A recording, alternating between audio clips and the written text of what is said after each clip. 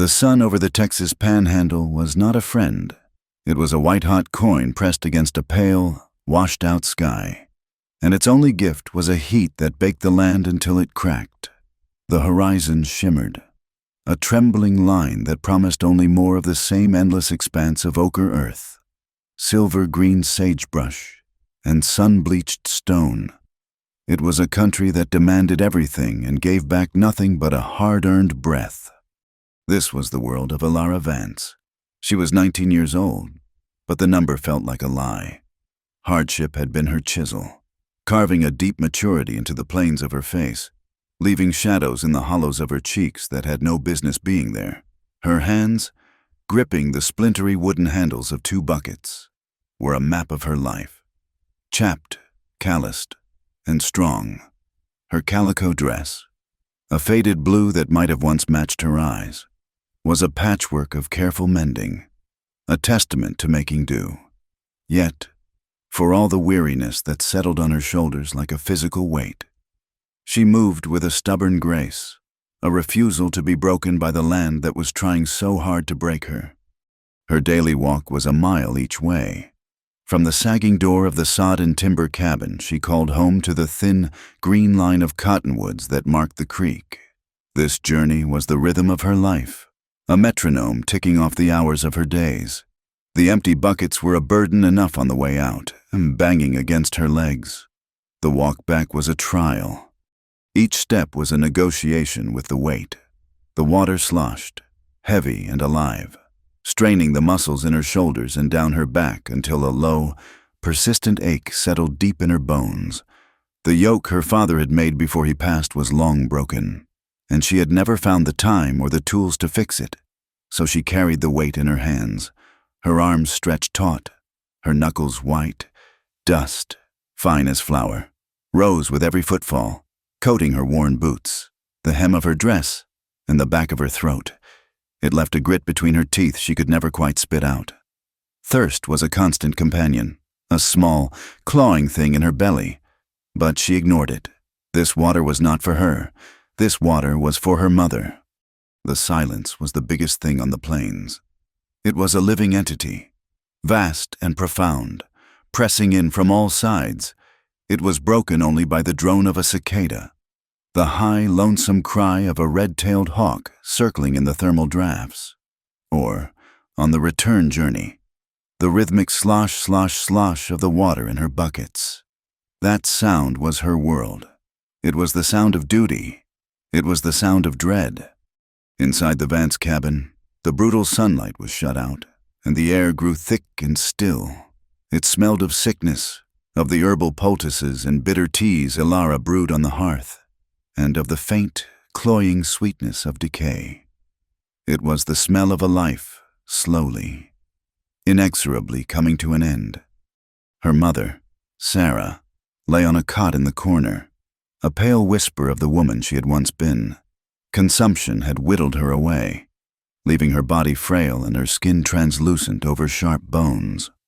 The constant soundtrack to Alara's life was the sound of Sarah's breathing, a shallow, rasping struggle for each small bit of air.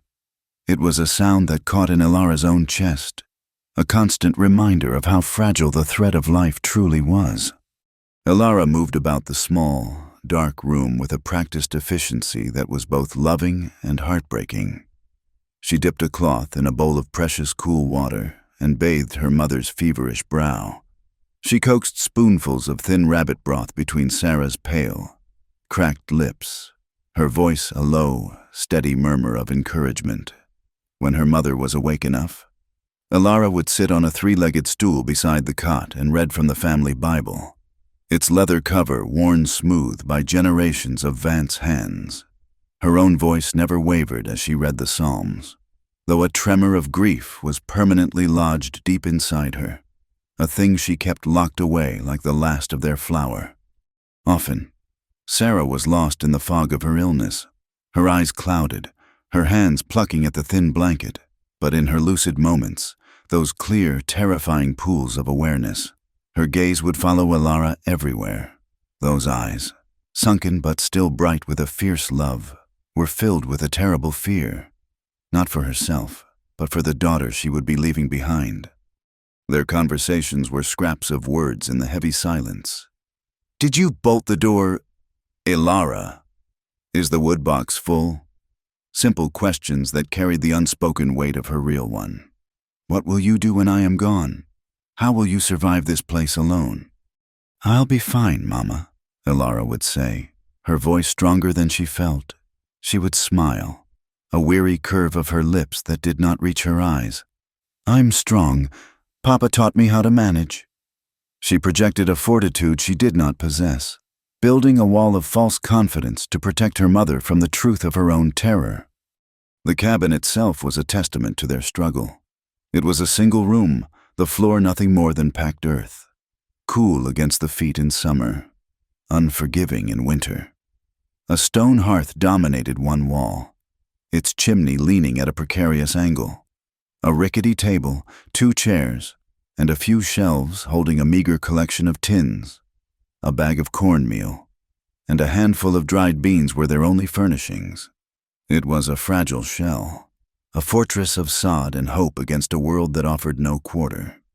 5 miles east lay Redemption Bluff, a town whose name was more of a hopeful prayer than a statement of fact.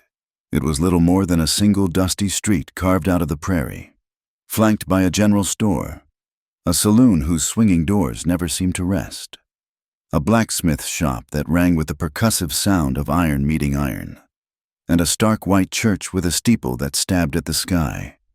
On the outskirts of this settlement, in a circular corral of sun-bleached pine, a man was locked in a silent dance with a wild mustang. The horse was a creature of pure, untamed spirit, all muscle and flashing hooves. The man was Elias Thorne. He was in his early 30s, built of lean muscle and sinew, weathered by sun and wind to the color of worn leather. He moved with an economy of motion, a quiet, fluid grace that spoke of a deep and certain competence. There was no wasted energy, no hesitation. It was a conversation of will and understanding between man and beast. And in the end, it was the man's quiet patience, not his strength, that would win. His eyes were the color of a sky before a storm, gray and deep, and they seemed to hold a permanent shadow of loss. He was a man of few words, a trait that the people of Redemption Bluff mistook for judgment. They respected his skill. No one could gentle a horse or handle a rifle like Elias Thorne, but they kept their distance. A palpable aura of sorrow clung to him like trail dust, a silent warning to anyone who might try to get too close. He took odd jobs, breaking horses for ranchers, mending fences, or hiring on for a cattle drive if he was low on funds. He earned just enough to get by.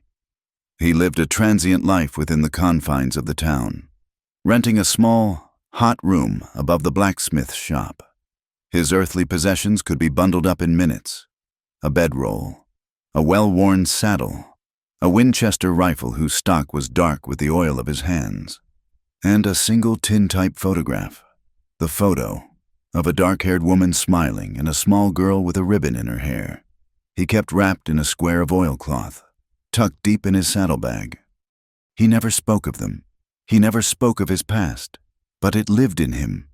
Sometimes, when the wind carried the scent of wood smoke from a distant chimney, he would freeze, his hand clenching into a fist.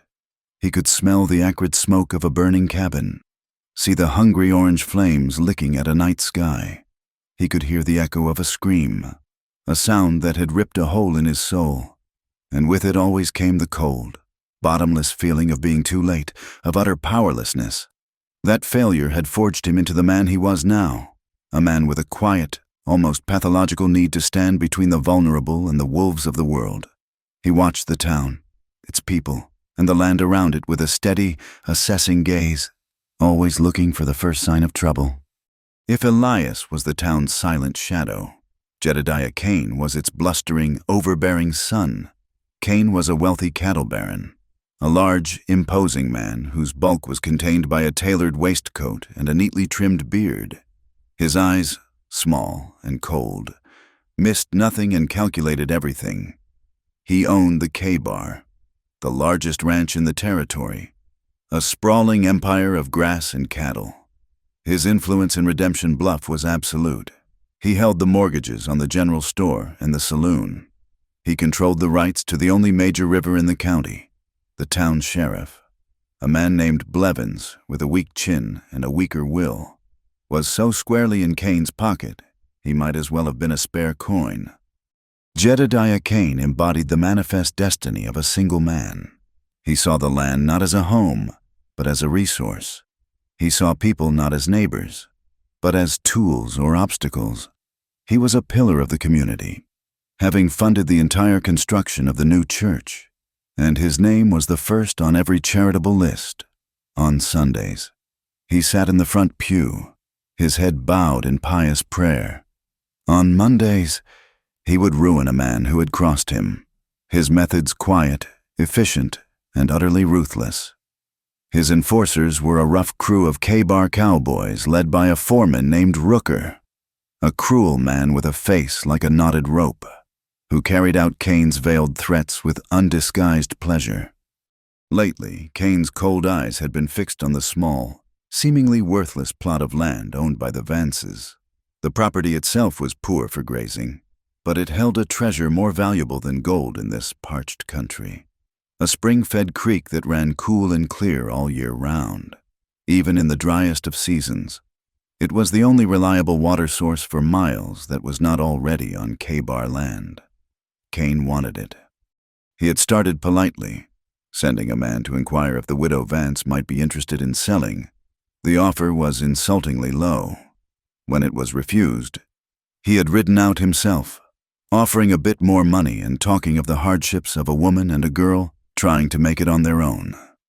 Sarah Vance, sick as she was, had refused him to his face. His inquiries had then become threats, delivered by Rooker. Suggestions that grass fires could start unexpectedly, or that lone women were targets for all sorts of trouble. Each time, the answer was no. The stubbornness of a dying woman and her dirt-poor daughter infuriated him. It was an affront to his power, and Jedediah Cain did not suffer affronts. One sweltering afternoon, as Alara made her journey home from the creek, the familiar silence felt different. It was a subtle shift, a change in the texture of the air that made the fine hairs on the back of her neck stand up. It was the feeling of being watched. She stopped, the buckets pulling at her arms, and slowly scanned the landscape. She looked for the flick of a coyote's ear in the tall grass, for the shadow of a hawk against a rocky outcrop. She saw nothing but the shimmering heat and the endless, empty plains.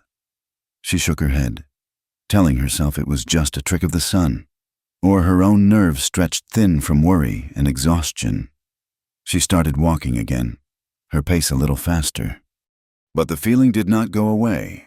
It followed her, a cold prickle of awareness between her shoulder blades.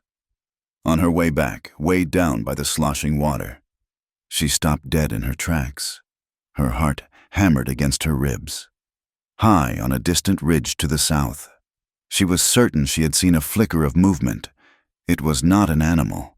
It was a shape, dark and still against the bright sky. A shape that seemed to melt back into the stone and shadow the moment she tried to focus on it. A fear she had never known before took root in her heart. It was a cold, sharp thing, a terrifying new addition to her daily burden of grief and worry. This was not the fear of starvation or sickness. This was the fear of the unknown, the chilling sense that the vast, indifferent wilderness had suddenly gained a malevolent consciousness, and it was focused entirely on her. She hurried the rest of the way home, her breath catching in her throat, stumbling over the uneven ground and spilling precious water that darkened the dust around her feet.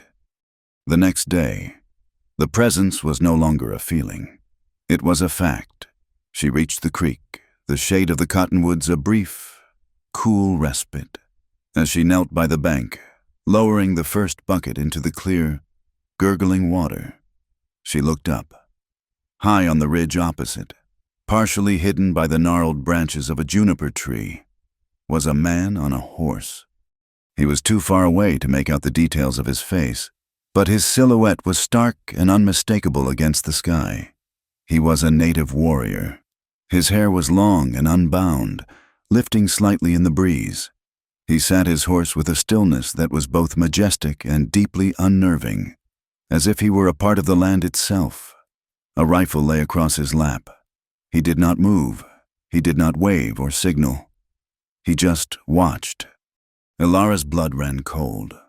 The stories she had heard whispered in town, tales of Comanche raids and brutal violence, flooded her mind.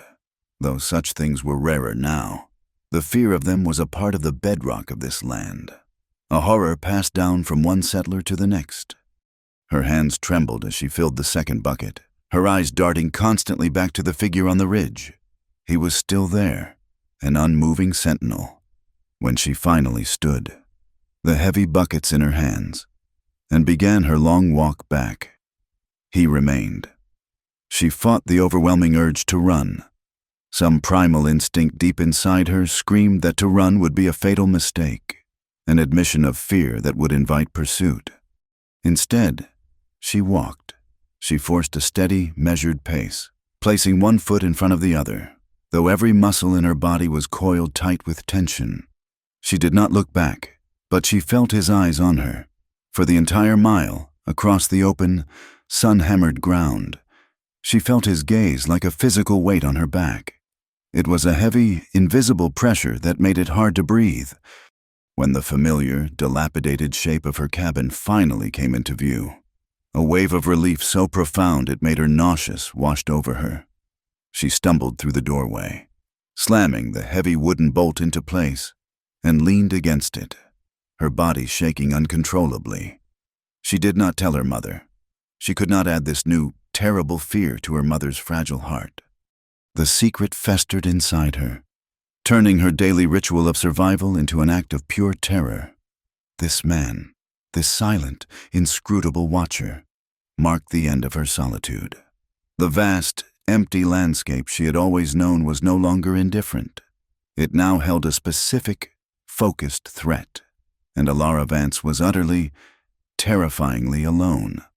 The silent watch became Ilara's new reality. Days bled one into the next, each marked by the same ritual of dread. She would awaken in the pre-dawn gray, her first conscious thought a knot of ice in the pit of her stomach. She would rise, tend to her mother, and then face the moment she feared most, picking up the buckets and stepping out the door. He was always there. The Comanche warrior, the man she would come to know as Nokana, was as constant as the sun. Some mornings he was a distant silhouette on the high, flat ridge, a stark figure against the endless sky. Other days he was closer, a silent presence near a copse of sun-bleached sycamores that grew in a dry wash. He never made a threatening move. He never shouted or raised his weapon. He never attempted to shorten the distance between them. He simply watched, his stillness a more profound menace than any war cry. His constant, inscrutable presence was a weight on her soul, her journey for water. Once a simple, arduous chore, transformed into a gauntlet of fear. The familiar landscape became hostile territory, filled with imagined dangers. A lizard rustling in the dry leaves of a mesquite bush made her jump. The shadow of a circling vulture sweeping across the ground made her heart stop. The twisted, skeletal shape of a dead juniper branch in the twilight looked, for a terrifying moment, like a man crouching in wait. The world outside the thin walls of her cabin shrank until it was nothing more than the open, vulnerable space between her and her silent observer. The mile-long path became a measure of her terror. Her mind, with nowhere to run, turned on itself. It raced with 1,000 horrifying possibilities, each more vivid than the last. Was he waiting for a sign of weakness? Was he studying the cabin, learning its vulnerabilities? Her routine? Was this a prelude to an attack, a patient game before the final, brutal move? She began to carry a weapon. It was a small, rusted hatchet her father had used for kindling, its handle loose and its blade nicked. She tucked it into the waistband of her skirt, where its uncomfortable weight was a constant, pathetic reminder of her helplessness. It offered no real comfort, but it was the only defense she had. The strain began to wear her down, body and spirit.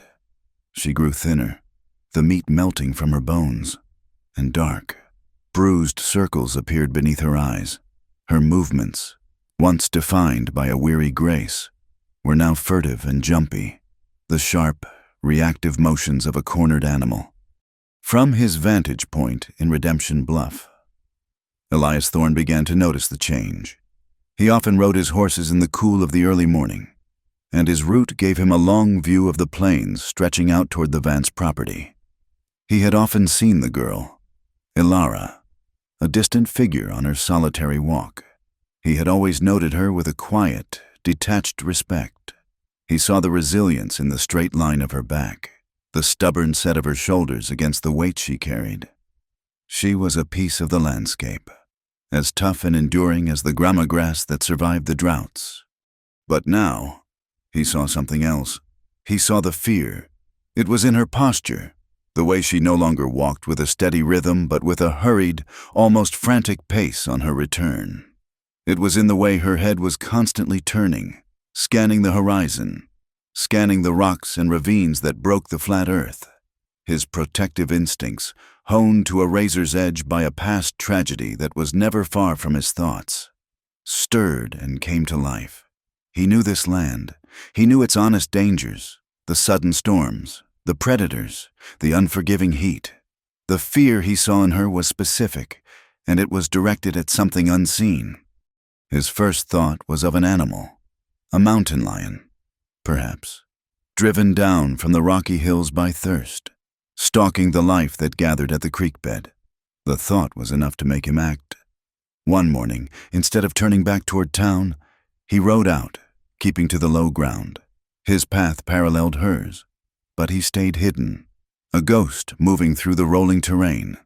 He carried his Winchester rifle across his saddle, its familiar weight a solid, comforting presence.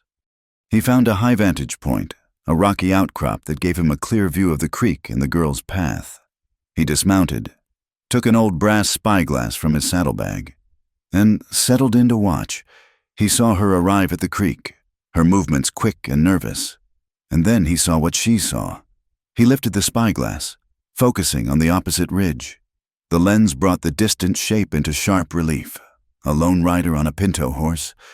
Elias's body went tense. He did not need to see markings or colors to know. It was in the man's bearing, the way he sat the horse not as a rider but as an extension of the animal itself. He was Comanche. Elias's first instinct was a cold, hard knot of hostility, the ingrained prejudice of his time and place. A lifetime of stories, of conflict and bloodshed, rose in his mind. But he held himself back. He was a careful observer of men, and he forced himself to look past the label. The warrior was not advancing. His rifle lay across his lap, not raised. There was no aggression in his posture, none of the coiled energy that precedes an attack. What Elias saw was patience, stillness. It was a puzzle, a piece of the world that did not fit. And Elias Thorne did not like puzzles he could not solve, especially when a vulnerable young woman was at the center of it. He decided he could not act until he understood, so Elias began his own discreet surveillance. He became a second watcher, a ghost in the landscape that no one knew was there. He would rise in the dark, long before the first hint of dawn, and ride out to a hidden spot that gave him a clear view of Ilara's path, the creek, and the Comanche warriors' typical positions on the ridges. Day after day, he watched. He studied the warrior, whom he now knew was named Nocona from whispers he'd heard from trackers. He saw a discipline that was absolute. Nocona appeared with the morning light and disappeared with the evening shadows, moving with an intimate knowledge of the terrain that was breathtaking. Elias, a man who prided himself on his own skills in the wild, recognized a master, and in all that time he saw no hint of malice, no sign of ill intent. He also studied Ilara, and as he watched her, a deep, aching empathy grew within him, a feeling he had not allowed himself to have for a very long time. He saw more than just her fear. He saw her quiet desperation, her ferocious love for the dying mother she tended to day in and day out. He saw an incredible, unyielding strength in the face of abject poverty and this new, invisible terror. And in her, he saw the ghost of the wife he had lost. He saw Maria's gentle fortitude, her unwavering spirit in the face of a harsh life. He saw the same quiet courage, the same refusal to surrender to despair. The memories, which he kept locked away in the darkest corner of his heart, surfaced now with a painful, stabbing clarity. Maria and their little girl, Lily. He could smell the wood smoke of their burning cabin, a fire set not by accident but by a land grabber, a greedy man much like Jedediah Cain, who wanted their small piece of the world and was willing to kill for it. The guilt of not being there, of arriving too late to do anything but find the ashes of his life, was a wound that had never healed. It was a constant, dull ache in his soul. In protecting Alara, in standing between her and this unknown threat, he felt the first flicker of a desperate, personal redemption. It was a chance to fight the ghosts that haunted his every waking moment, a way to finally face the powerlessness that had nearly destroyed him. His observation shifted from a detached assessment of a threat to a deeply personal mission. He was no longer just watching a stranger. He was guarding the last vestige of a light he thought had been extinguished from the world forever. Jedediah Cain, meanwhile, had run out of patience. He was a man accustomed to getting what he wanted, and the continued defiance of a sick old woman was a galling irritation. He decided a personal visit was in order, to apply a pressure that could not be ignored. He rode out to the Vance cabin one afternoon, his large frame on his big bay horse blotting out the sun. He was not alone. At his side rode his foreman, Rooker, a man whose cruel eyes and permanent sneer were a clear reflection of his master's soul. Cain dismounted and strode to the cabin, his boots heavy on the packed earth. He stopped in the doorway, his sheer size blocking what little light entered the dark interior. Alara was there, standing between him and her mother's cot, her small frame a defiant, if fragile, barrier. Cain's voice, when he spoke, was thick and sticky with false sympathy. "Mrs. Vance," he said, directing his words past Alara to the figure on the bed. "I was in the area and thought I would check on your well-being." He spoke of the harshness of the coming winter, of the snows that would cut them off from town. He spoke of the difficulty of a young woman managing all alone, of the dangers that lurked in the territory for those without protection. Then came the offer. He would buy their land. The price he named was a pittance, but he framed it as a generous act of Christian charity. It would be enough, he said, to get them to a real town, a place with a real doctor who might be able to help her. From the sickbed, a voice, thin as a reed but sharp as a needle, cut through the heavy air. "My husband homesteaded this land. Mr. Cain, my daughter was born in this house. It is not for sale." Sarah Vance, with a surprising surge of strength, had refused him again. Cain's facade of civility cracked.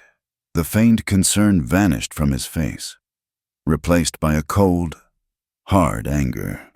His eyes settled on Alara, and his gaze lingered on her, slow and appraising, in a way that made her skin crawl and her stomach clench with a sickness worse than fear. He held her gaze for a long moment before turning to leave. As he mounted his horse, he looked back at her, a chilling smile touching his lips. "It's a dangerous world for a woman alone," he said, his voice low and menacing. "You would do well to remember that."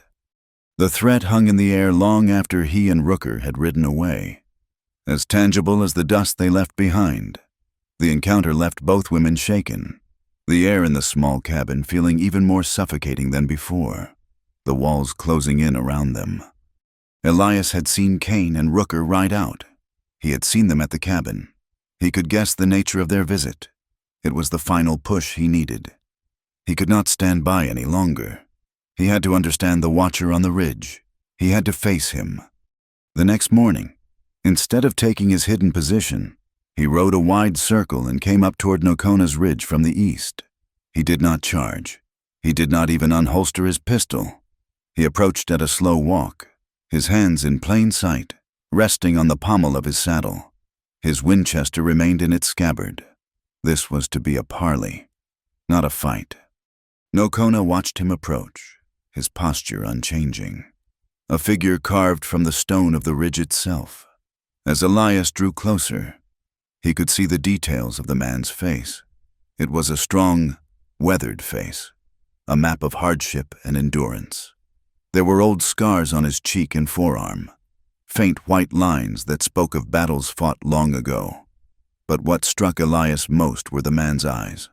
They were dark and deep, and they held a profound and familiar sadness, a sorrow that mirrored the one Elias carried in his own soul. This was a man who had known war. This was a man who had known loss.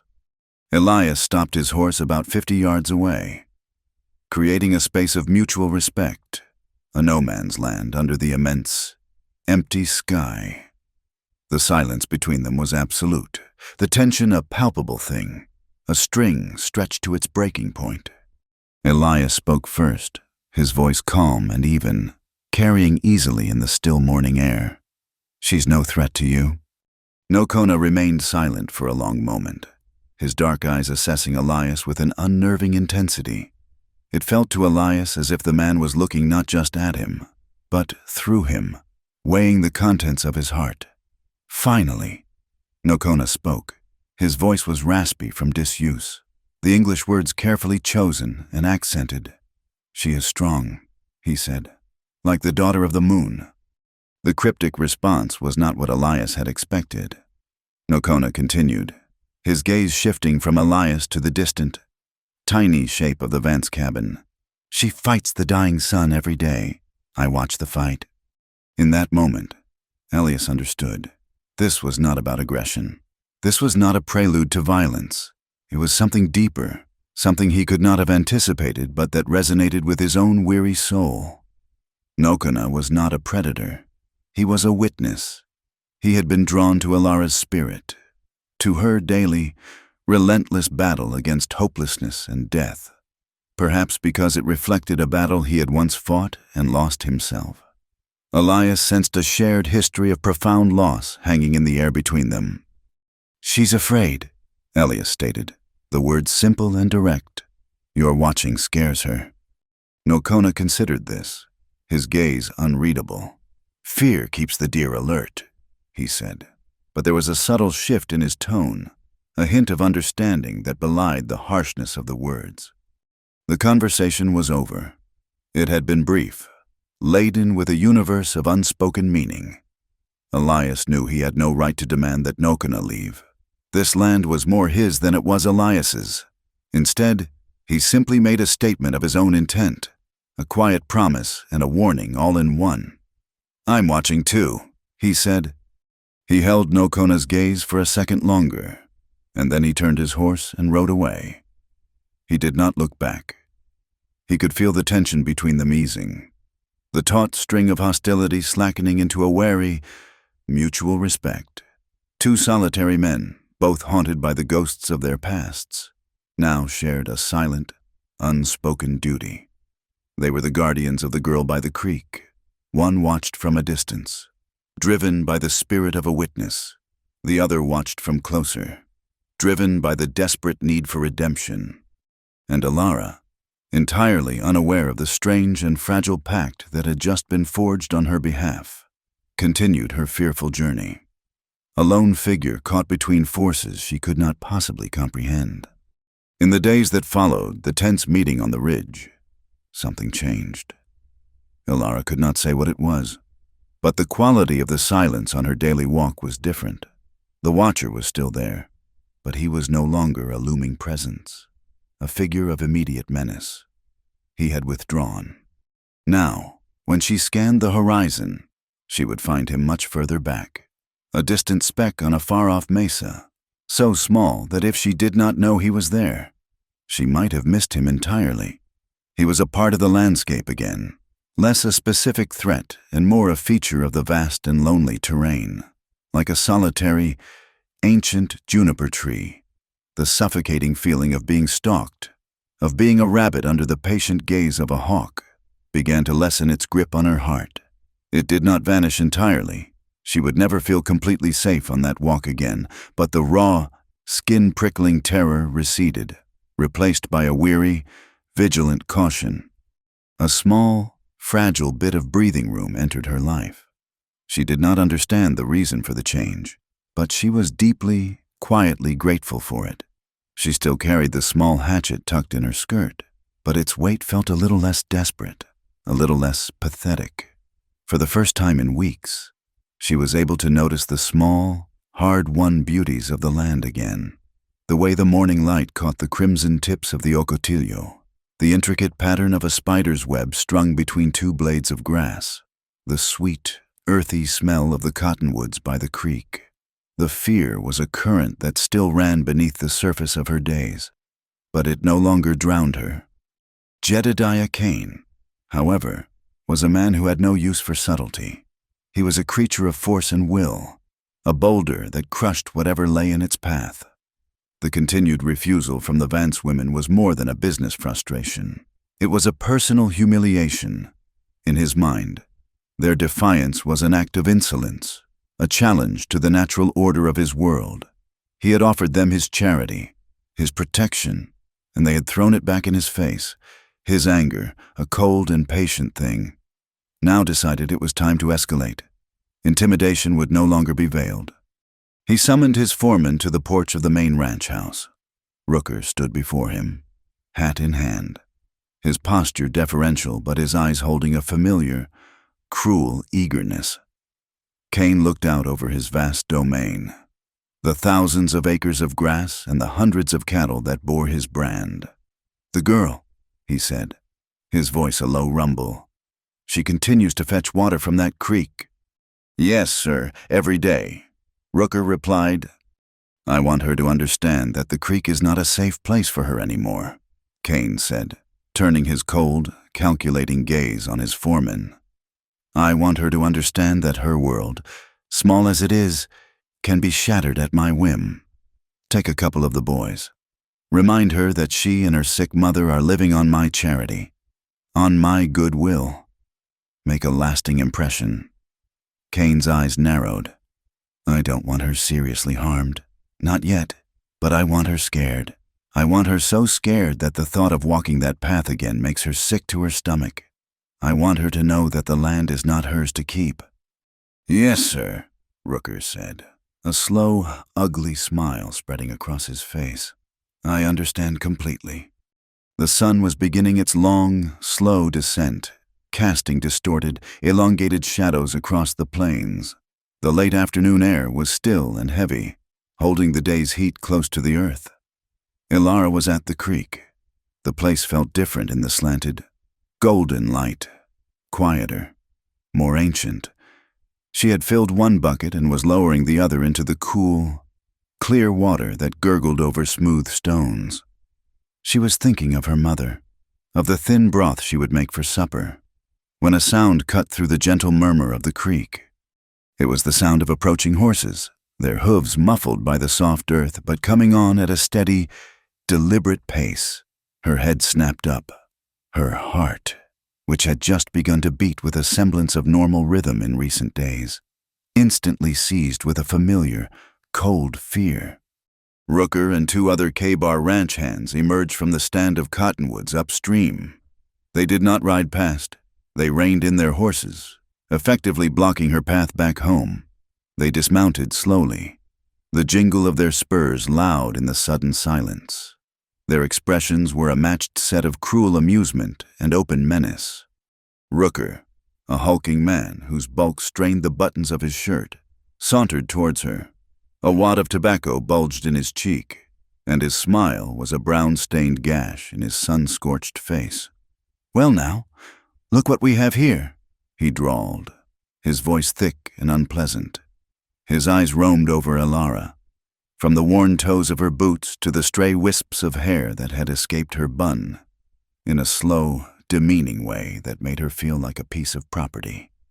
"Little bird, all alone at the watering hole." Ilara stood her ground.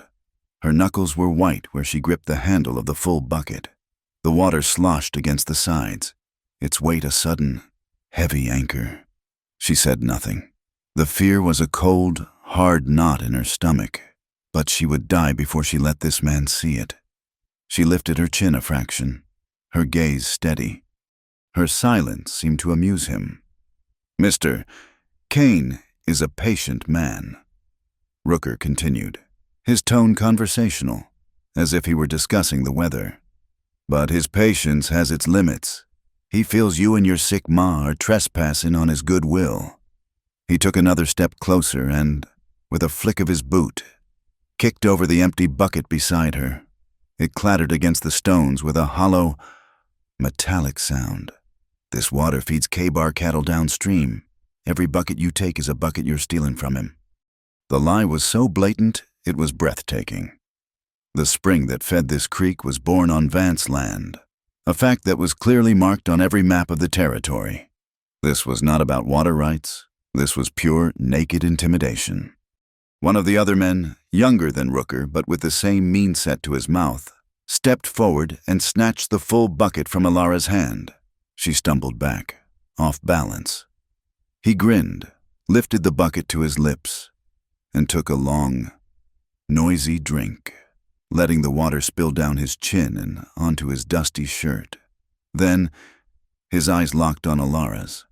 He mockingly tipped the bucket and poured the rest of the precious, life-giving water onto the thirsty ground at her feet.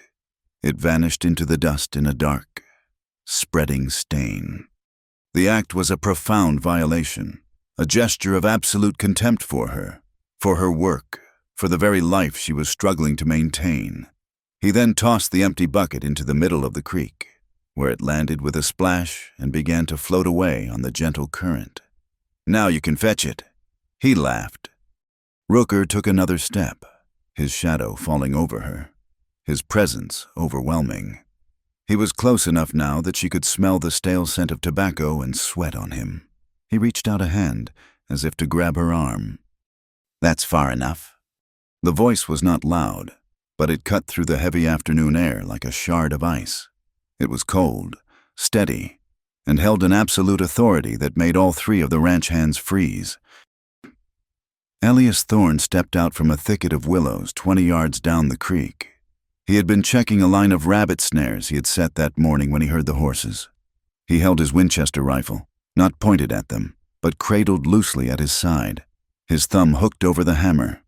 In a way, that casual readiness was more threatening than an outright aim. His face was a mask of controlled fury. All the sorrow in his storm-colored eyes burned away by a cold, lethal fire that was fixed entirely on Rooker.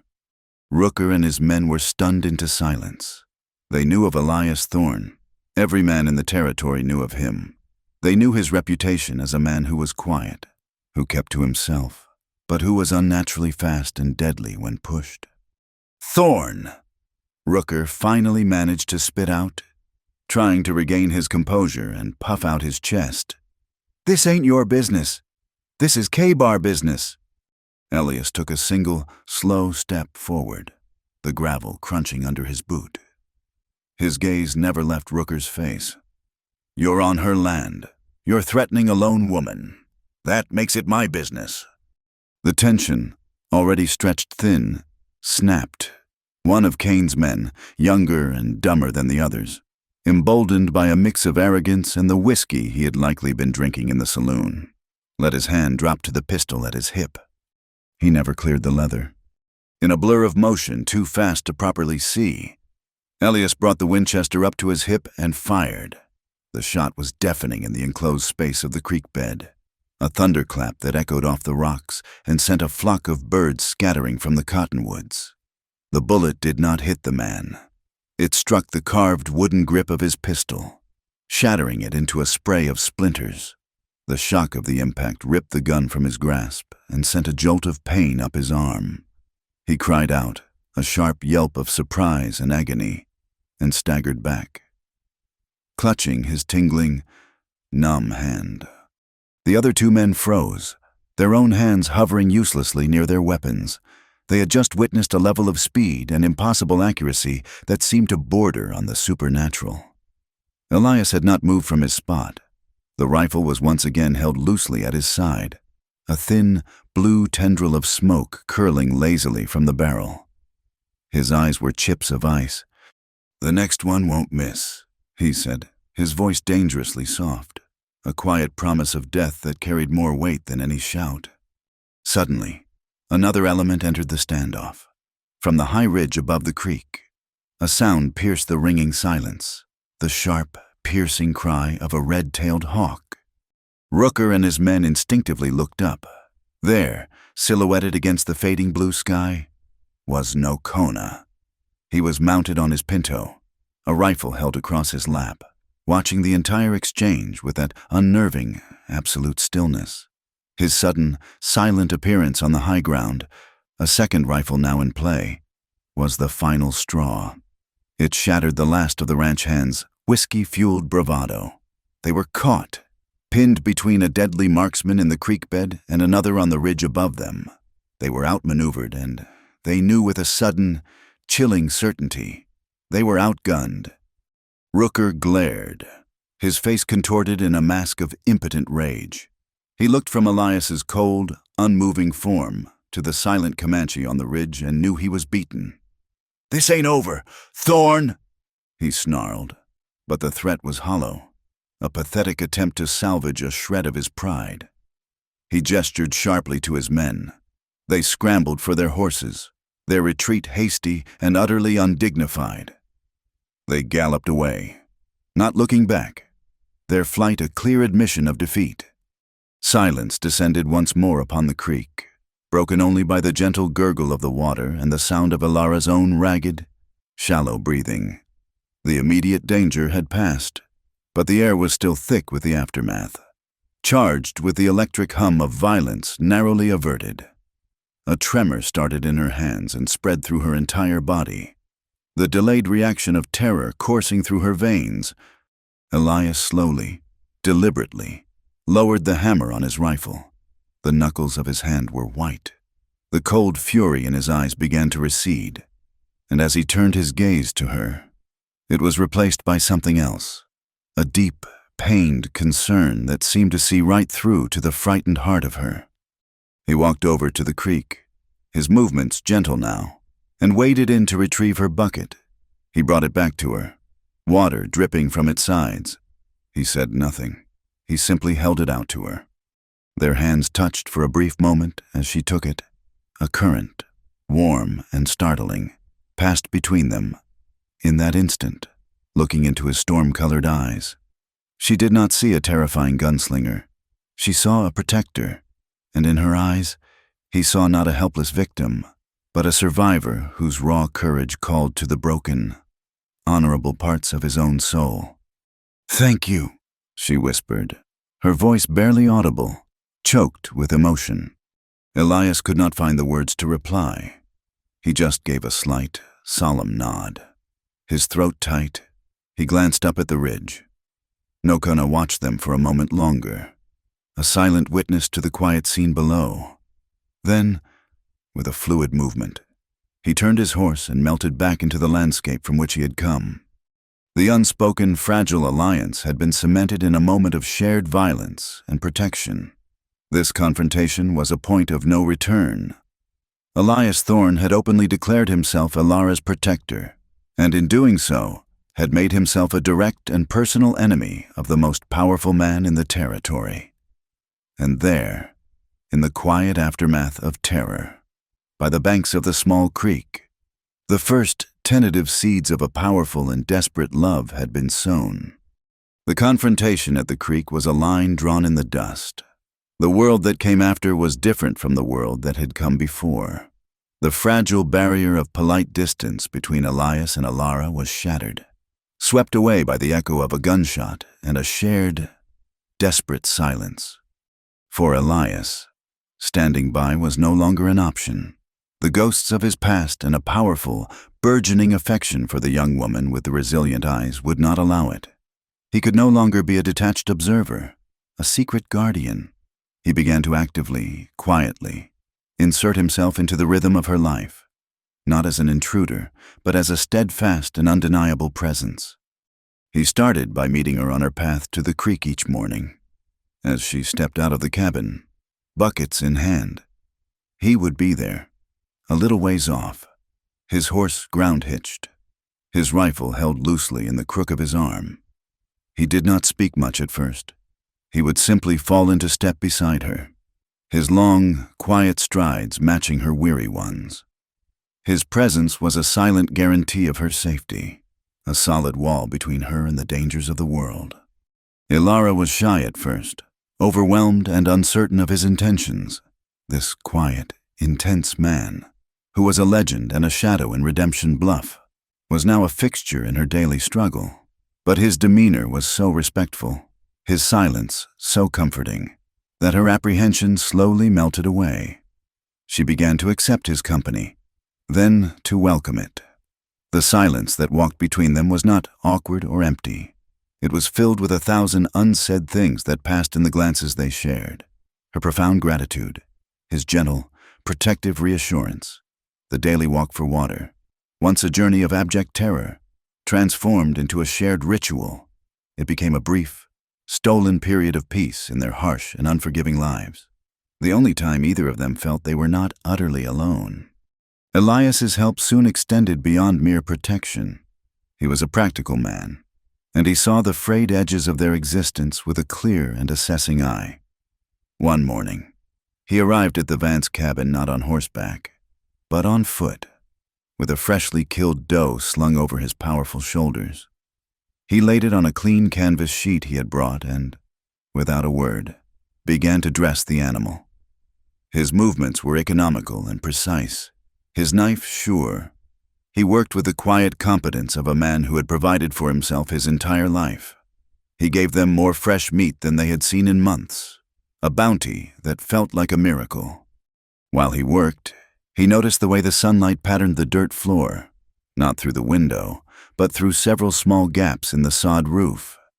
The next day, he returned with an armful of scavenged timber and a bucket of hot, sticky tar. He spent the entire day on the roof, under the merciless sun, patching and sealing it against the coming autumn rains. He did not ask permission. He simply saw a need and filled it. Afterward, he took her father's dull axe and spent hours at the woodpile, the rhythmic thud of steel-splitting pine a steady, reassuring heartbeat in the vast silence. He chopped a mountain of firewood and stacked it in a neat, solid wall by the door, enough to last them well into the cold season. He did these things without expecting thanks, as if driven by some deep, internal need to mend, to build, to protect. He was a man fighting a war against the entropy that had once consumed his world. And in the quiet hours of these shared days, as Ilara sat mending her mother's sheets while he worked, they began to talk. Their conversations were simple things, revolving around the practicalities of survival. They spoke of the weather, of which wild herbs were best for a fever, of how to read the signs of the land. But beneath the surface of these plain words, a profound emotional intimacy was growing. She found herself telling him things she had never told anyone. She spoke of her mother's illness, describing the slow, cruel theft of the vibrant woman she had once been. She told him about her father, a good, kind man who had taught her the names of the stars. She spoke of their life before it had become a daily, grinding struggle against death and poverty. He listened. He would stop his work, turn his full attention to her, and listen with an intensity that made her feel as if she were the only person in the world. He did not offer empty platitudes or easy reassurances. He simply listened, and in his stormy eyes, she saw her own sorrow reflected, understood, and honored. For the first time in years, Ilara felt truly seen. She felt heard. Elias remained guarded about his own past. It was a locked room inside him, a place of shadow and smoke he did not enter, but sometimes, in small, fractured moments, a piece of what was inside would escape. One evening, the work done, they sat on the bench outside the cabin, watching the sunset bleed across the western sky in breathtaking hues of violet and rose. The air was cool and clean, and a profound peace had settled over the land. "Why?" she asked, her voice soft in the growing twilight. "Why are you doing all this for us?" He was silent for a long time, his gaze fixed on the fading light on the horizon. The muscles in his jaw worked, and when he finally spoke, his voice was thick with an emotion that was raw and painful to hear. "I knew a family once," he said, not looking at her. "A good family. I wasn't there when they needed me." The confession was stark, a glimpse into the profound wound he carried. Ilara understood instinctively that she was treading on sacred, painful ground. She had an overwhelming urge to know more, but a deeper, more compassionate instinct told her to be still. She did not press him for details. Instead, she reached out and gently laid her hand on his, which rested on the bench between them. His hand was hard and calloused, scarred from a life of work and violence, but it was steady. Her simple touch, a gesture of pure comfort and understanding, seemed to breach a wall inside him. He turned his head and looked at her, and the raw pain and desperate longing in his eyes were so intense it stole her breath. It was the look of a man drowning, seeing the shore for the first time. The quiet respect and burgeoning affection that had been growing between them ignited in that moment, becoming a desperate, powerful force, a single defiant flicker of warmth against the encroaching darkness of the world. Far away, on a high ridge, another soul watched the light fade. Nokona continued his vigil, but his observation was no longer focused solely on the girl. He watched the white man, the one called Elias, as well. He saw the cowboy's quiet acts of service, the gentleness in his rough hands as he stacked the firewood, the protective way he walked beside the girl. He saw the way the man looked at her when she was not looking, and he recognized the shape of this devotion. It was a shape he knew from his own life, from a time before his world had been turned to ash. As he watched them, his own ghosts came to him on the night wind. He remembered the smell of buffalo hides and sweetgrass in his lodge. He remembered the sound of his wife, morning song, humming as she worked, her hands graceful and sure. He remembered the feel of his young son, little Hawk, his small hand tucked firmly in his own. They had been a small, peaceful band, living in the river valley that had been home to his people for generations. They followed the seasons. They honored the spirits. They lived. He had been away on a hunt, a long hunt for the winter's meat. When he returned, he saw the smoke from miles away, a thick, greasy pillar of black against the pure blue sky. He had run, his heart a stone of terror in his chest. He returned not to his home, but to a slaughter. They were not soldiers. They were land-hungry men, men with faces like Jedediah Cain, who saw the land not as a mother but as a thing to be owned, and his people as nothing more than pests to be cleared. He found his world gone, turned to ash and blood. Morning Song and Little Hawk were gone, consumed by the fire. He had wandered the plains ever since, a ghost caught between worlds, his life a long, silent vigil for the dead who lived only in his memory. He was a man out of time, a witness to the end of all he had known. In Ilara's fierce, desperate fight to keep her mother alive, he saw a reflection of the powerful love that had been the center of his own life. In Elias, he saw another man hollowed out by a similar, all-consuming grief.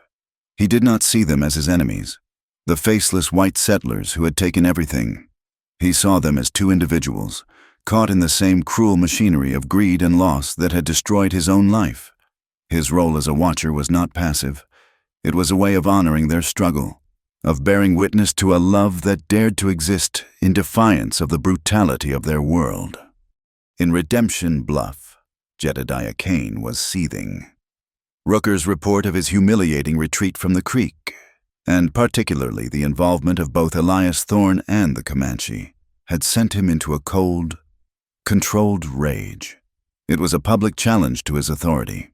an intolerable act of defiance. He could not allow Thorn to become a symbol of resistance. He had to be broken, and the girl with him.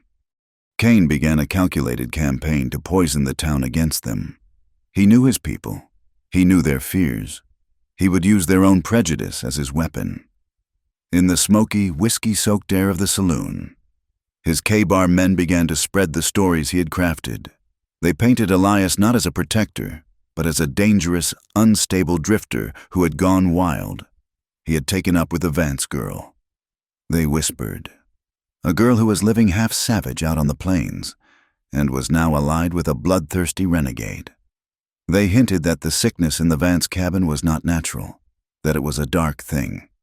Perhaps even a curse brought on by their stubborn defiance of the town's leading citizen.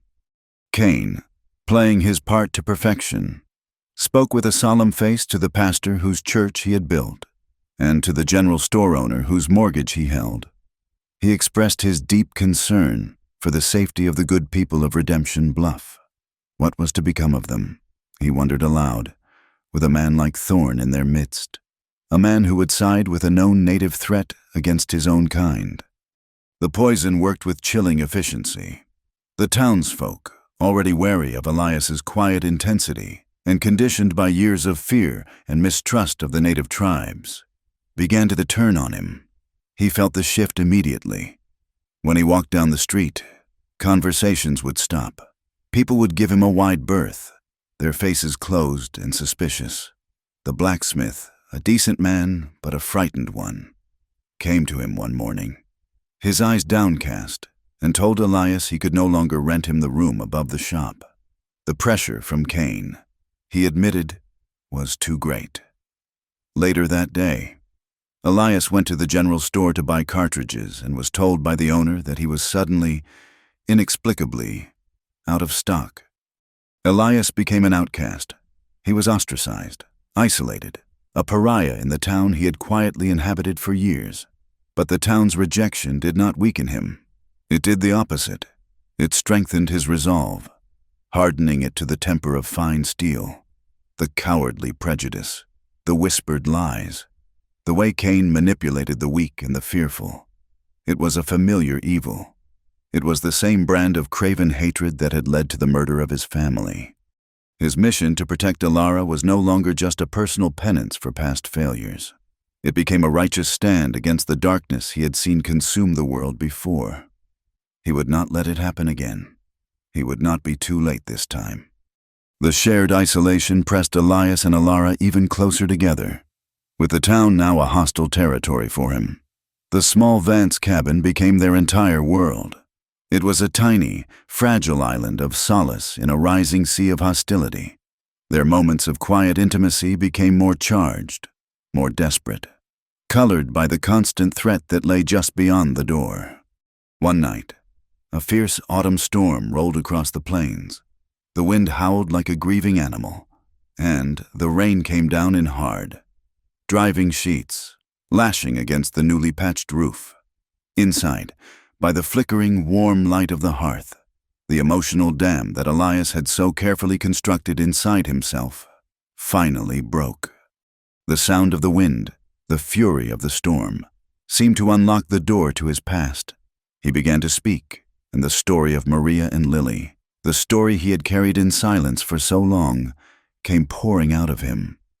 The words were torn from his throat in a raw, ragged confession, filled with the agony of his loss and the crushing weight of his guilt. He told her about their small homestead, about the smell of the pine trees, about Lily's laughter. He told her about the land dispute with a man named Tolliver, a man just like Cain. He told her about being away in town for supplies, about seeing the smoke on the horizon, about the ride back, a ride made in a hell of desperate, denial-fueled hope. He told her about the ashes, about the silence, about the utter, final emptiness of a world without them in it. Alara listened, her hands clasped in her lap, her heart breaking for him with every tortured word. When he was finally finished, a raw, ragged silence fell between them, filled only by the crackle of the fire and the roar of the storm outside. He sat hunched over, his face in his hands, his broad shoulders shaking with silent, racking sobs. She did not speak. She simply moved closer to him on the bench, and with a tenderness that was as fierce as it was gentle, she pulled him close, wrapping her arms around him. He leaned into her, his grief a physical, crushing weight, in the small, fragile safety of the cabin, in the heart of the storm. They found a desperate comfort in each other's arms. He lifted his head, his face streaked with tears, and looked at her. And in that moment, he kissed her. It was not a gentle kiss, it was desperate, tear-salted, and freighted with all the pain and longing of two lonely, broken souls. It was an affirmation of life in the face of death, a spark of defiant desire in the midst of despair.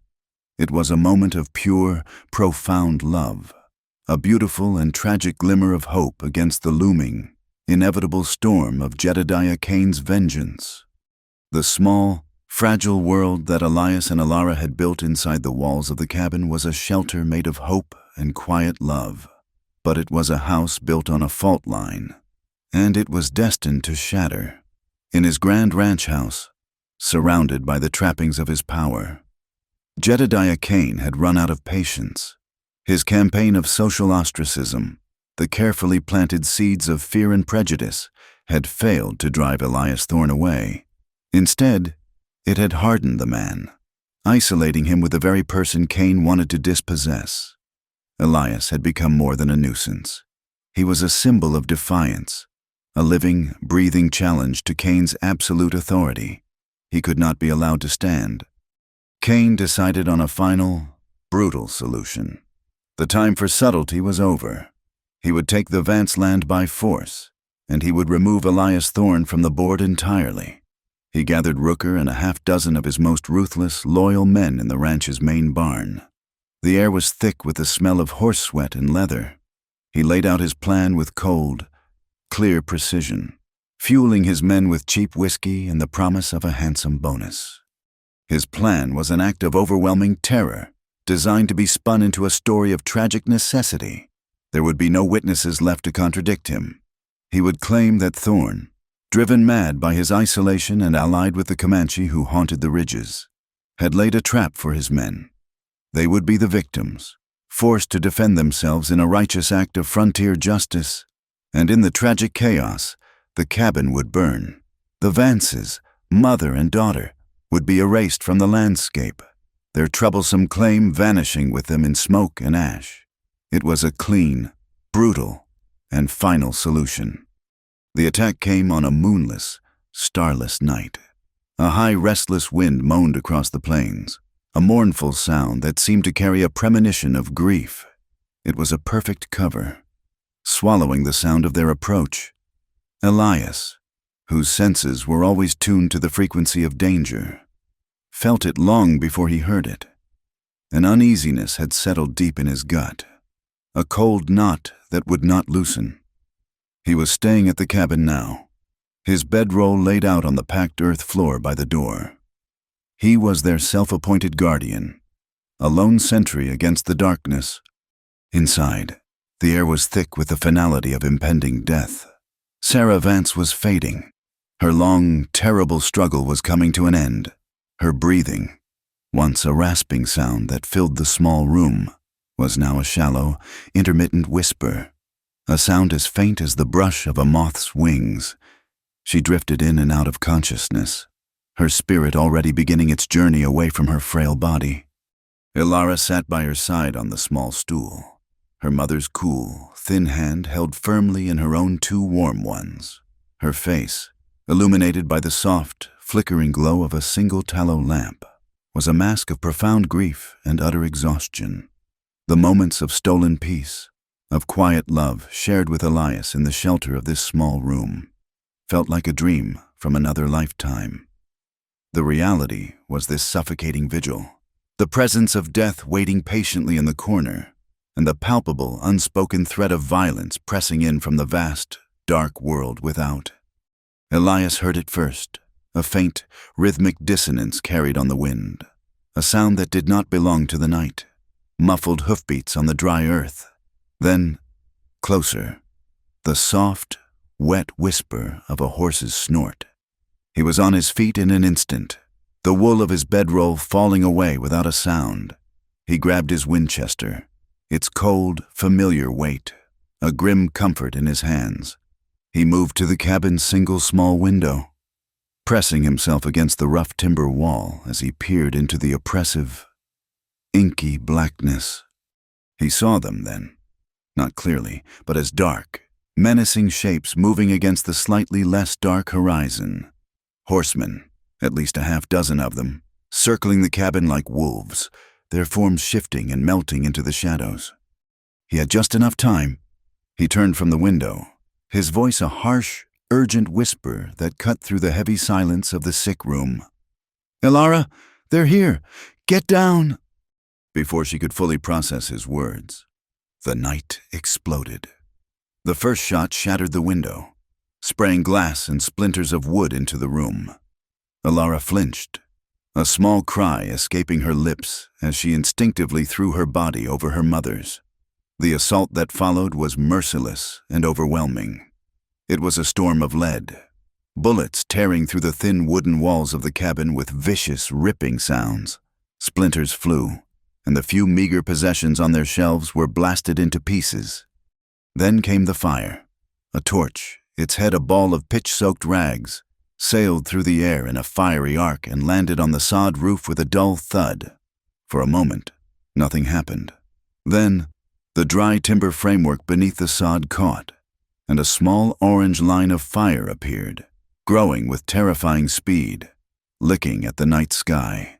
Smoke, acrid and choking, began to seep down through the ceiling, filling the small space. This was the story's darkest, most tragic climax. The moment the world broke, Elias shoved the cabin's heavy, rickety table against the door, a futile attempt to barricade it. He knelt by the shattered window, returning fire, the roar of his Winchester a defiant answer to the chaos outside. He was a formidable fighter, a man of lethal skill and cold nerve, but he was one man against 7. He was outnumbered and outgunned. His focus was a desperate, tearing split between fighting the men outside and protecting the 2 helpless women inside. "Stay down," he yelled at Elara, but she ignored him. Her world had narrowed to the small cot and the frail woman lying upon it. She desperately, uselessly, tried to move her mother, to drag her to the floor, to shield her from the bullets that were tearing their home apart. But Sarah was a dead weight, her body limp and unresponsive. In a moment of horrifying, impossible clarity, Sarah's eyes opened. They were no longer clouded with fever, but were lucid and clear. She looked at her daughter, at the terror and desperate love on Elara's face, and all of her own fear for her child, the fear she had lived with for months, focused into one final, selfless act. Her lips, pale and cracked, moved. A single, whispered breath of sound escaped. "Go, my love, live." It was her last breath. Her eyes went vacant, the light in them extinguished, and her head fell back against the thin pillow. As Elara realized what had happened, a sob tore from her throat, a heart-wrenching sound of pure, animal grief. In that exact, terrible instant, a stray bullet ripped through the wall, striking her mother's still, lifeless form. The gentle, peaceful death Elara had fought so hard to give her mother, the quiet passing she had prayed for, was stolen from her.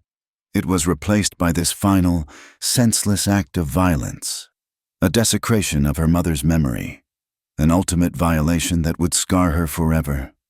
Grief and a white-hot rage threatened to consume her, to swallow her whole, but some deeper, more primal instinct, the will to obey her mother's last command, took over. The roof was now fully ablaze. The fire roared like a hungry beast, and burning embers began to fall into the room, landing on the bedclothes and the floor, starting new, smaller fires. The cabin was becoming a funeral pyre. Elias saw the utter, soul-shattering despair on Elara's face. He saw the flames. He knew they had only seconds to live.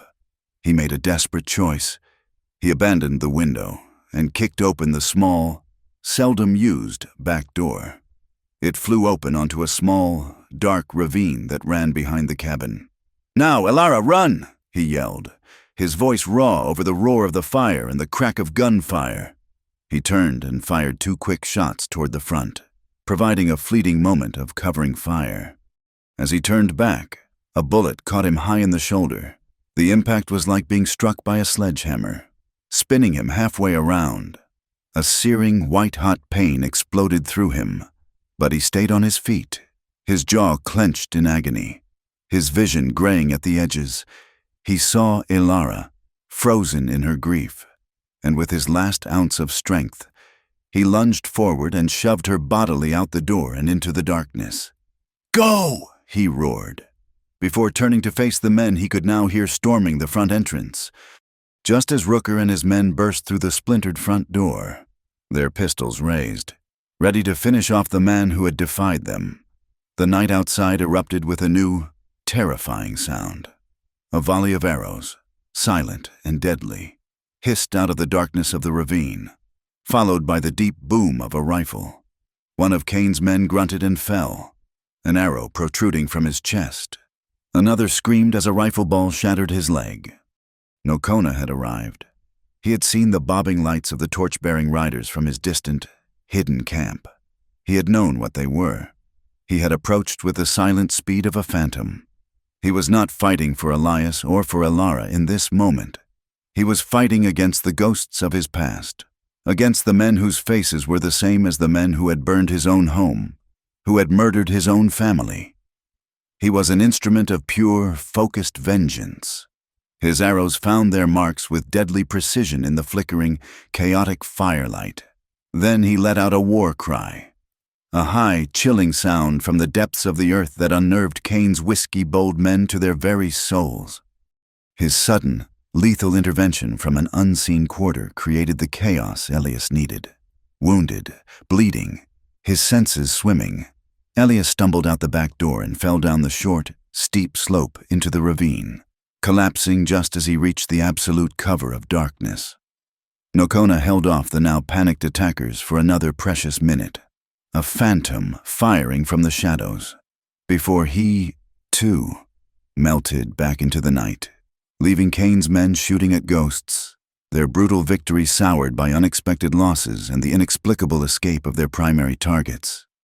Elara's grief was a cold, heavy stone in her chest, but it was forced aside, for now, by the fierce, animalistic need to keep the one person she had left in the world alive. She found Elias crumpled at the bottom of the ravine and dragged him deeper into the wilderness, her strength born of pure adrenaline and desperation. He was semi-conscious, muttering her name, his head lolling. She tore a long strip of cloth from the hem of her dress and, with shaking hands, bound his bleeding shoulder, trying to staunch the flow of blood. When she finally paused, her lungs burning, she looked back. The cabin, her home, the place where she had been born, the place where her mother had lived and had just so violently died, was now a raging inferno against the black sky. It was a hateful, roaring monument to Jedediah Kane's cruelty. The truth crashed down upon her with a physical weight. She had lost everything. Her mother, her home, her past. All that she had left was the wounded man bleeding beside her and the vast, indifferent darkness of the prairie stretching out in all directions. This was the nadir of their lives. Hope seemed like a cruel, mocking joke. They were fugitives, wounded and hunted, with nothing but their shared trauma and a desperate, flickering love to sustain them in the face of absolute, bottomless loss. The only glimmer of hope was the ghost who had fought for them from the darkness, the proof that they were not entirely alone. But it was a small, small light in an overwhelming, suffocating darkness. The first days after the fire were a blur of pain and flight. The world had been reduced to the narrow, desperate reality of survival, with Nokona as their silent, spectral guide. Elara had managed to get Elias to a hidden cave carved into the wall of a rocky canyon, miles from the smoldering ruin of her home. The cave was small and dry, its entrance easily defensible and concealed by a thick growth of scrub oak. It was a temporary sanctuary in a world that had become entirely hostile. Ilara's grief for her mother was a constant, profound ache, a hollow space inside her that she feared would never be filled. She would be moving, tending to Elias, and suddenly a memory would strike her. The gentle touch of her mother's hand, the sound of her voice reading a psalm, and the hollowness would become a sharp, physical pain that took her breath away. But it was a quiet grief, a sorrow she packed down deep inside herself. It was a luxury she could not afford, overshadowed by the urgent, all-consuming task of keeping Elias alive. He was in a bad way.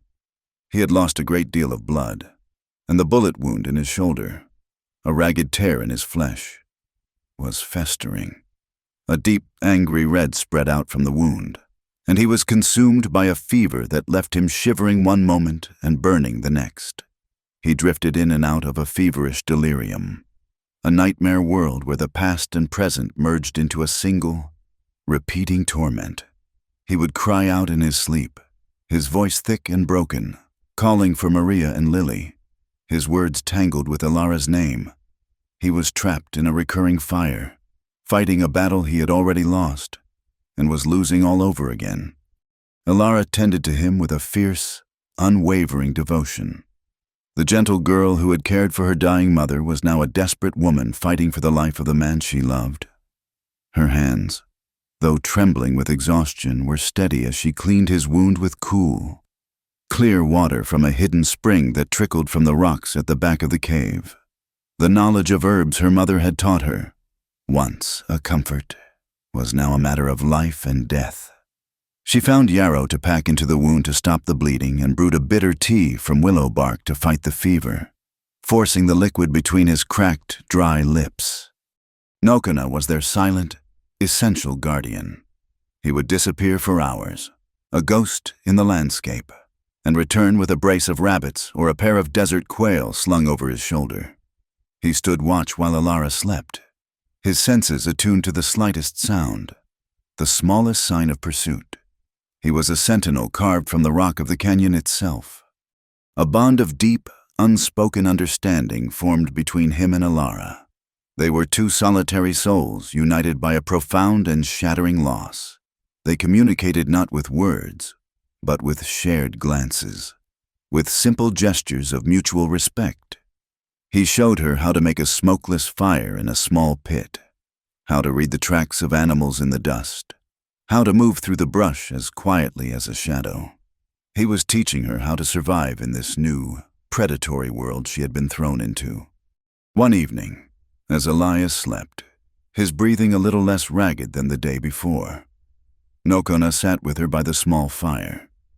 He looked at the sleeping man, his face a mask of pain even in rest. And then he turned his dark, sad eyes to Ilara. In a rare moment of verbal exchange, he spoke, his voice the low rasp of rocks scraping together. "He fights the same ghost as you," Nokona said, "the ghost of a fire." Ilara looked at him, and in that moment, she understood. She understood that their tragedies, his and Elias's and her own, were not separate events. They were all linked by more than just the greed of Jedediah Cain. They were all survivors of a consuming fire, some literal, some metaphorical. They were all that was left after the flames had died down, wandering in the ashes of the lives they had once known. As the days turned into a week, Elias slowly began to recover. His strong constitution, combined with Ilara's tireless care, fought back the infection. The fever broke one night in a torrent of sweat, and with it, something inside him broke as well. The crushing, suffocating guilt that had driven him for years.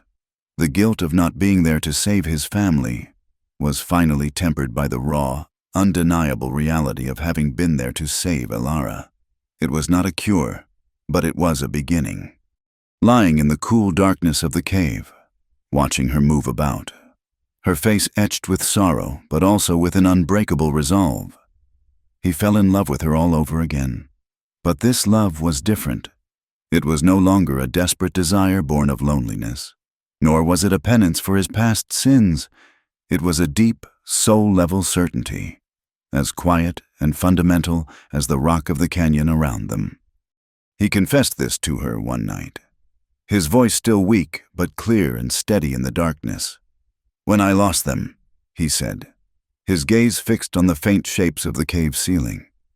"I thought my life was over. I wasn't living, I was just waiting for the end. But now, with you, I see a future." He turned his head and looked at her, his stormy eyes clear and filled with a profound emotion. "I see a life, Elara. For Elara, who felt utterly adrift in a sea of loss, her past burned to the ground and her future a terrifying blank." His words were an anchor. They were a promise that this was not the end, but a new, terrible, and perhaps beautiful beginning. Their love, forged in the crucible of violence and grief, became their reason to continue. It was not a giddy, youthful romance. It was a mature, powerful bond between two scarred survivors who had looked into the abyss and had found in each other the will to live. But survival was not enough. The question of justice, a hard and bitter thing, hung over them in the quiet of the cave. Elias knew, with an unshakable certainty, that as long as Jedediah Kane sat in his ranch house, his power untouched, they would never be safe. They could run, they could disappear into the vast, anonymous emptiness of the West, change their names, and try to build a new life. But that would mean Kane wins.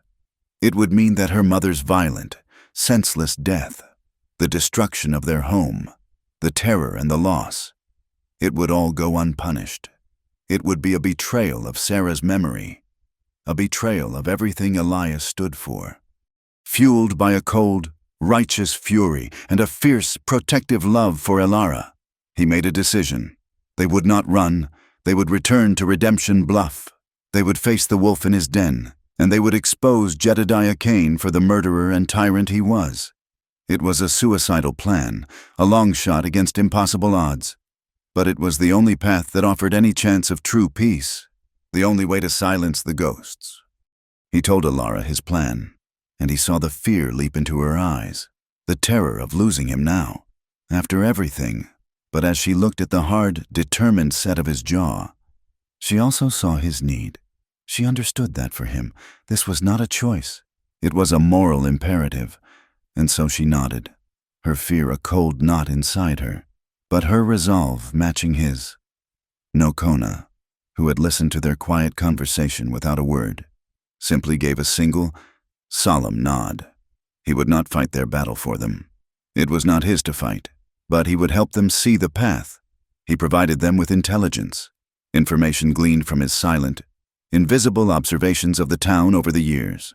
He detailed the routines of Kane's men, the location of the sheriff's office, the layout of the saloon, Kane's own predictable habits.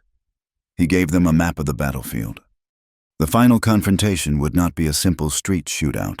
Elias was not a fool. He knew he could not defeat Kane and all his men in a direct assault.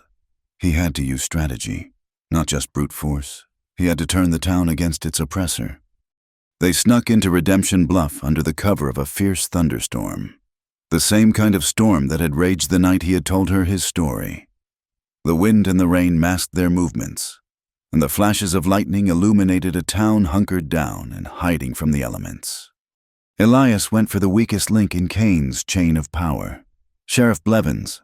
He found the man alone in his small, dusty office, nursing a bottle of whiskey against the storm. Elias did not draw his gun.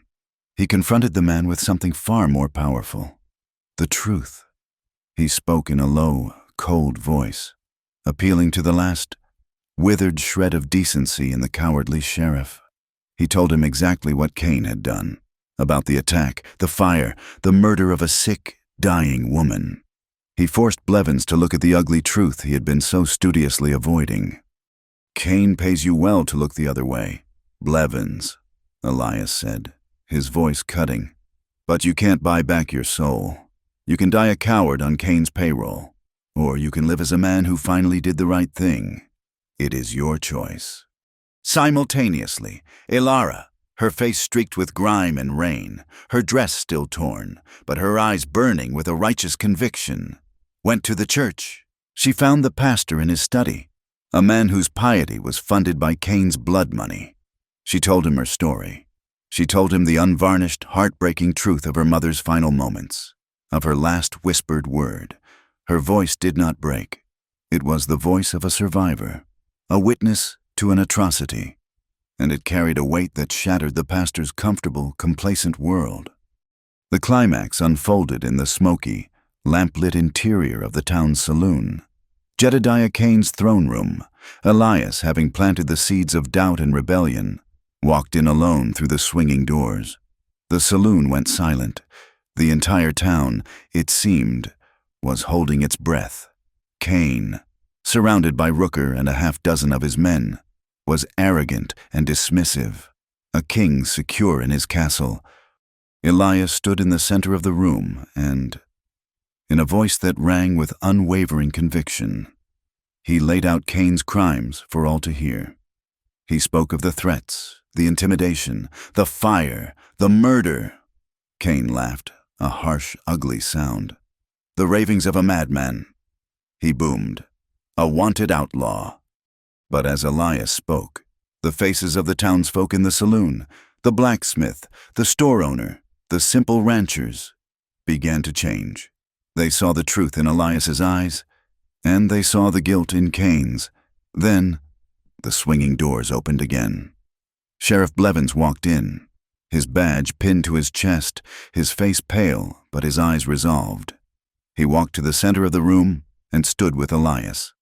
A moment later, the pastor appeared in the doorway, his face a mask of shame and determination. Cain saw his power base, built on fear and bribery, crumbling before his very eyes. He panicked. "Kill him!" he roared to his men. "Kill them both!" The saloon erupted into a chaotic, brutal fight. It was not a glorious battle from a dime novel.